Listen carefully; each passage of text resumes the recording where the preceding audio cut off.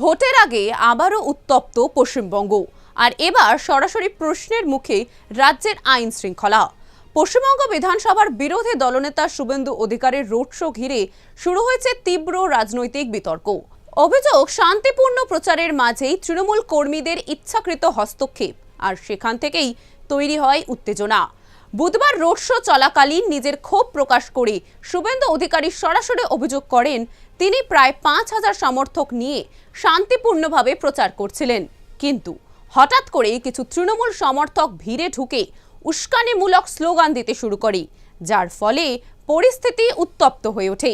শুধু তাই নয়, তিনি সরাসরি বালি থানার ওসির বিরুদ্ধেও অভিযোগ তোলেন এবং তাকে অবিলম্বে সরানোর দাবি জানান। শুনুন ঠিক কি বললেন তিনি। বালির ওসির সাসপেনশন দাবি করছি, রিটিন কমপ্লেন করব, ইলেকশন কমিশনকে জানাবো এবং যা করার তাই। বিরোধীদের দাবি, পুলিশ প্রশাসন নিরপেক্ষ নয় এবং শাসক দলের হয়ে কাজ করছে।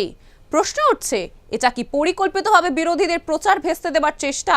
বিরোধীদের অভিযোগ, গণতন্ত্র কি আজ শুধুই কাগজে কলমে?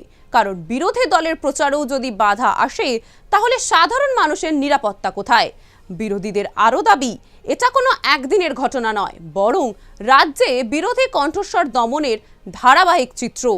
রাস্তায় নেমে প্রচার করাও যদি নিরাপদ না হয়, তাহলে গণতন্ত্রের অবস্থা কতটা সংকটজনক তা নিয়েই উঠছে বড় প্রশ্ন। একদিকে উন্নয়ন আর গণতন্ত্রের দাবি, অন্যদিকে বিরোধীদের অভিযোগ, দমন নীতি আর প্রশাসনিক পক্ষপাতিত্ব। প্রশ্ন উঠছে, পশ্চিমবঙ্গে কি সত্যিই অবাধ ও নিরপেক্ষভাবে রাজনৈতিক কর্মসূচি চালানো সম্ভব, নাকি তৃণমূলের শাসনে বিরোধীদের জন্য প্রতিটা পদক্ষেপই হয়ে উঠছে ঝুঁকিপূর্ণ?